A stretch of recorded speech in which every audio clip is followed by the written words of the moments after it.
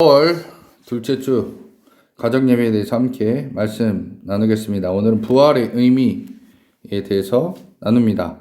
고린도전서 15장 31절 말씀입니다. 형제들아, 내가 그리스도 예수 우리 주 안에서 가진 바 너희에 대한 나의 자랑을 두고 단언하노니 나는 날마다 죽노라. 아멘. 자, 부활에는 두 가지 의미가 있습니다. 두 가지 의미. 첫 번째로는 우리가 다 아는 육체의 부활이죠.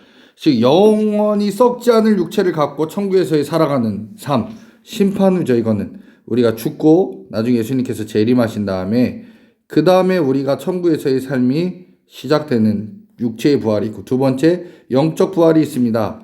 뭐냐? 영적 부활은 지금 영접해서 이 세상에서 살아가면서 내 자아, 세상 뜻대로 살아가려고 하는 내 자아, 세상 뜻대로 살아가려는 내 자아를 죽이고 하나님 뜻대로 살아가도록 사는 삶, 이게 바로 영적 부활이라는 겁니다. 이거 지난주에 아마 제가 설명을 했을 겁니다.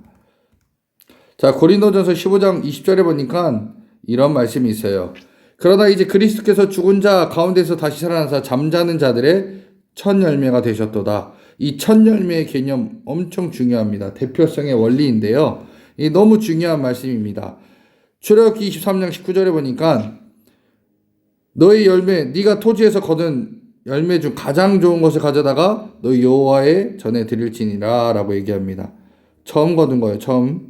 그러니까 첫 것, 처음 것이지만 히브리적 개념에서는 모든 것을 대표하는 것이라는 의미가 있어요.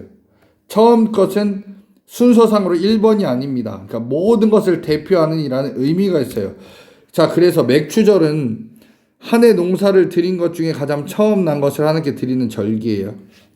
그렇기 때문에 이날은 첫 번째 것 드리는 게 아니라 내 삶의 전부를 드리는 것입니다 하면서 드리는 날이 바로 맥추절입니다.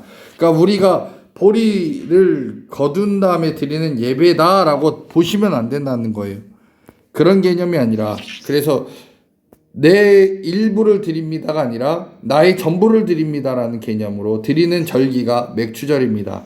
그리고 10분의 1, 11조를 드리는 10분의 1을 드리는 게 아니라 전부를 하나님께 드립니다. 그러나 첫 번째 것, 그것을 하나님께 드립니다는 전부를 드렸다는 개념이에요. 그러니까 우리가 10분의 1은 주님의 것, 나머지 10분의 9는 내 것, 이게 아니라는 거예요.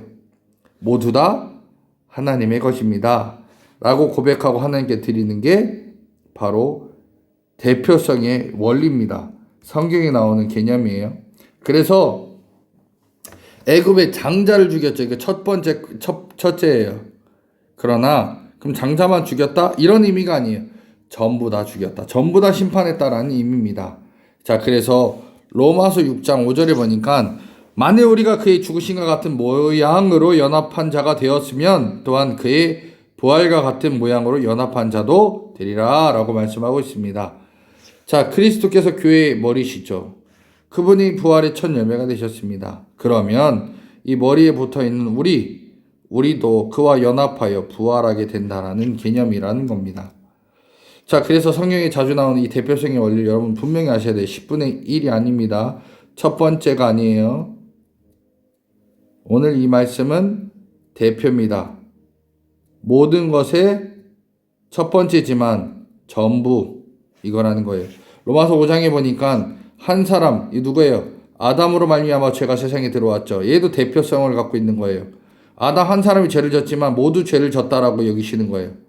자, 그러나 이 모든 사람이 죄를 지었으니 사망이 모든 사람에게 임했다라고 얘기했어요. 아담이 범죄했지만 모든 자가 죄인이 있죠. 그 다음 죄의 결과는 사망이기 때문에 모든 사람은 죽게 됩니다.